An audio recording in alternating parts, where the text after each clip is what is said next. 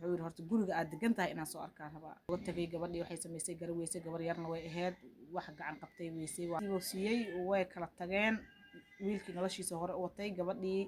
markay xaafadii kusoo laabatay waxaa la yiri lacagta keen waxbaa lagu sameynaa saan beena loo sheegay lacagtii baa laga qaatay waan laga kala dhunto waa laga tagay halkii looga tagay halkii marka looga tagay gabadhii waxay samaysay garaweyse gabar yarna way ahayd wax gacan qabtay weysay waa rafaaday silacday kadib bacdul silac gabdho masaakiin ah oo isbarteen gabdhihii ay la degtay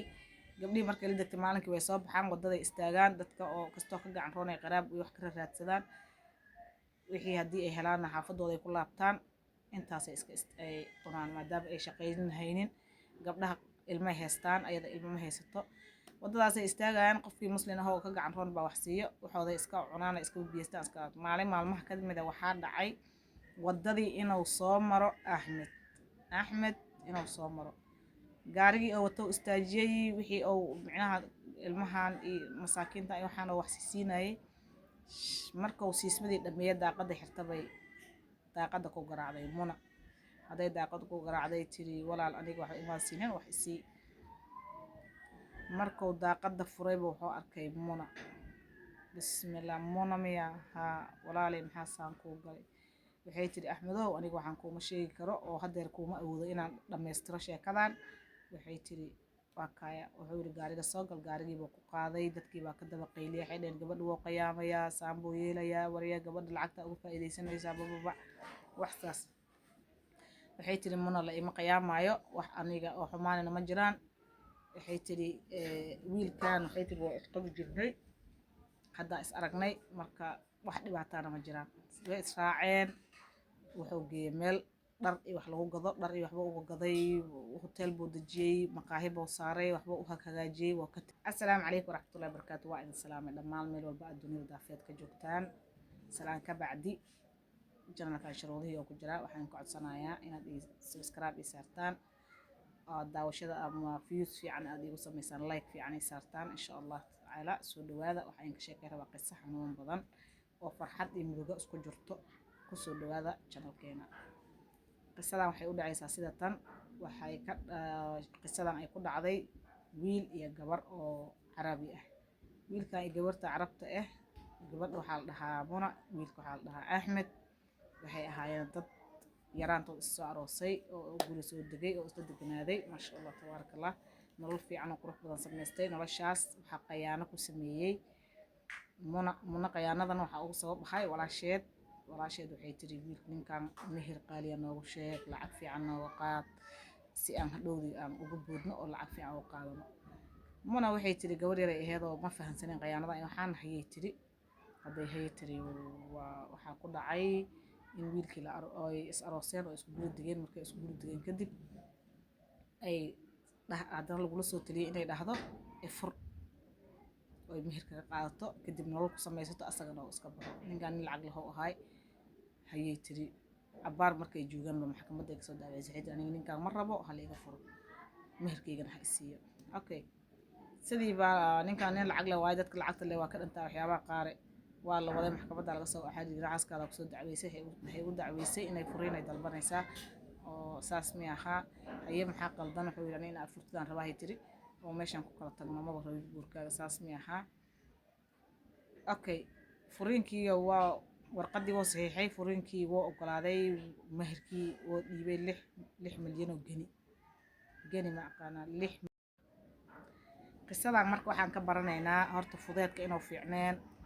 walaasha ha ahaato walaalka ha ahaado qof wax xun kugula taliyay sinaba inaadan u ogolaanin ood ahaato qof waligiis daacad iska ah asaga daacad buu ahaa ayadana daacad bay ahayd wuxuu yiri ku soo laabanayaa baay macaanta meesha iska joog insha Allah waana ka war haynaya maqaahidaada waa tasaa cuntada iska cun hotelka iska degnaa iska joog wiilkii shaqadii waxba soo dhameystay waa uu imaaday markuu u imaaday wuxuu yiri Muna tala keense wax u rabtaa wadadii hadda aan ka soo wad kugu macili karee waxaan ku sameeyay sheeg waxay tiri walaalow aniga dadkaas aan la noolaay dadkaas aan asxaab la ahay dadkaas is caawinayna dadkaas aan is garab siinayna dadkaas iskaga laabana waxay tiri adna waa fasaxan tahay anna meesheedii u celi wuxuu yiri soo bax ha soo wadi xaafadii oo Kenya wuxuu marka meel la maray dhaxe baa waxay tiri walaalow inta igu daji adna iska laabo waa mahadsan tahay inaan dhaqaale kaasii cuno ma rabo aniga waxaan ku laabanayaa meesheedii adigana hawshaa iska hayso aadna waa u mahadsan tahay kheyr allah ku siiyo wuu awoodi waayey gabadhii inuu ka tago wuxuu dhahay abaayo inta kaagama tagi karo oo adiga adoo daruuftan ku dhex jiro inaan iska baxo ma awoodo wax sheeg wuxuu yidhi horta guriga aad degan tahay inaan soo arkaan rabaa waa soo wadi gurigiyey keentay markay gurigii keentay qol yar oo ciriiriya oo meel oo dad xero xero camal ku dhex yaalo oo rafaadsan ay iskaga nooshahay qolkii markuu soo galay si lama filaana hindhihiis waxay u qabteen sawirkii arooskooda markii uu qaraacmay hor adiga asaga 4 sano wax xaasa iyo ma yeelanin waa iska shaqaysanay adduunkiisa iska haysta hooyadiisa la noolay ayadana waaba qoftaasoo guur waxa ma gelin bas sawirkii miyaha walaalay intee ku haysay wallaahi waxay tiri sawirkaas iska wahashadaan meesha la iska jooga ilaahay sidoo ii xaala iska dhaqmaa bas wuxuu yiri hooyaday walaalay saankaaga ma tagi kariya hooyaday la hadal arrintaasi ay noogu dhamayso hooyadii la hadashay waa la isfahmay bacdul acawaad sheekadii meeshii lagu dhameeyay axmed iyo munadi baa loo mideeyay guureeyay sameysteen maasha allah tabaarakallah naxariista aday u fiican tahay fudeedka waa fiican sidaan marka waxaan ka baranaynaa horta fudeedka inuu fiicneen